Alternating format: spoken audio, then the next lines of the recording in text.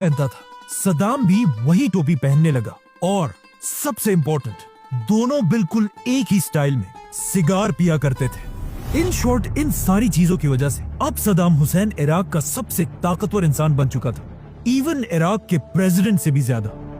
तो of course Saddam Hussain ने Iraq के प्रेसिडेंट को हुक्म दिया कि तुम अब बूढ़े हो चुके हो, तुमसे ना हो पाएगा, चुपचाप रिजाइन करो और सीधा अपने घर जाओ।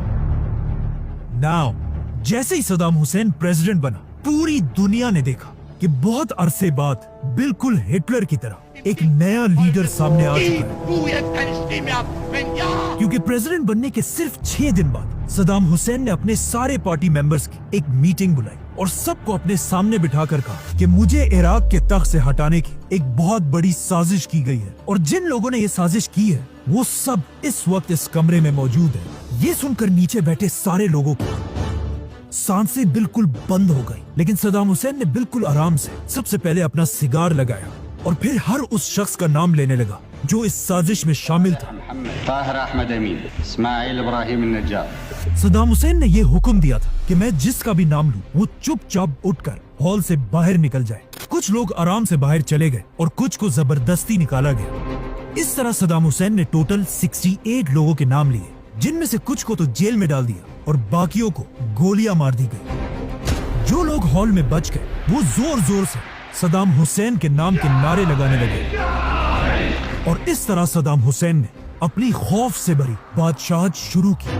मतलब इस वक्त सदाम हुसैन अपनी ताकत की पीक पर था, लेकिन यहाँ पर उसने अपनी जिंदगी की पहली बड़ी गलती की। सद्दाम ने ईरान के सुप्रीम लीडर आयतुल्लाह खुमैनी पर हमला कर दिया। 1979 में जब सदाम हुसैन इराक का लीडर बना, वहाँ at the same time Iran में भी एक नई हुकूमत बनी, आयतुल्लाह खुमैनी।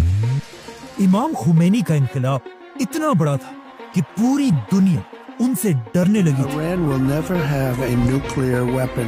खुमैनी ने ईरान के एक बहुत ही ताकतवर बादशाह को उसके तख्त से हटा दिया था, और अब इमाम खुमैनी बाकी अरब मुमालिक के लोगों को भी इंस्पायर कर रहे थे कि वो भी उठे और अपने बादशाहों के खिलाफ बगावत कर दें। इसीलिए सारे अरब बादशाह ईरान के इमाम खुमैनी से नफरत करने लगे थे। और सिर्फ अरब कंट्रीज नहीं, इमाम खुमैनी बार बार अपने स्पीचेस में सुपर पावर अमेरिका और उसके दोस्त इजराइल को धमकियां दे रहे थे। लेकिन फिर भी सबसे ज्यादा और सबसे बड़ा खतरा इमाम खुमैनी से एक ही शख्स को था, सद्दाम हुसैन। क्योंकि सद्दाम हुसैन इराक का एक सुन्नी प्रेसिडेंट था और इराक की ज्यादातर अवाम शिया थी, जो अपना असल लीडर सद्दाम हुसैन को नहीं बल्कि इमाम खुमैनी को मानते थे। और इस बात का सद्दाम हुसैन को बहुत अच्छी तरह पता था। यहाँ तक कि एक बार सद्दाम हुसैन ने ईरान के आयतुल्लाह खुमैनी को दज्जाल भी कहा।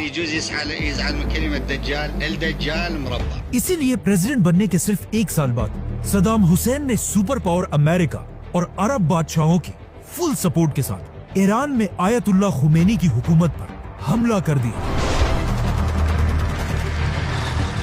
और बहुत तेजी से ईरान से ये सारा इलाका फतह कर लिया, जिसकी वजह से दोनों साइड से हजारों मुसलमान मरने लगे। नाउ एक तरफ पूरी दुनिया के सपोर्ट के साथ सद्दाम हुसैन था और दूसरी तरफ अकेला इमाम खुमैनी। लेकिन फिर भी सद्दाम हुसैन ईरान का कुछ नहीं बिगाड़ सका, और जंग के कुछ ही अरसे बाद सद्दाम हुसैन ने खुमैनी के साथ सीज फायर करने की कोशिश की, लेकिन इस बार इमाम खुमैनी ने ये जंग बंद करने से इनकार कर दिया, क्योंकि इस जंग से एक बहुत लंबे अरसे के बाद पूरी ईरानी कौम एक ही लीडर इमाम खुमैनी के पीछे यूनाइट हो चुकी थी। जिसके बाद इमाम खुमैनी ने ऐलान किया कि अब ये जंग सिर्फ तभी खत्म होगी जब इराक के प्रेसिडेंट सद्दाम हुसैन को उसके तख्त से हटा दिया जाएगा। और ये ऐलान करते ही ईरान ने सद्दाम हुसैन पर हमला कर दिया, और ये सारा इलाका फतह करने के बाद ईरान की फौज पहली बार इराक के अंदर घुस गई। अब तक इराक अपना सारा पैसा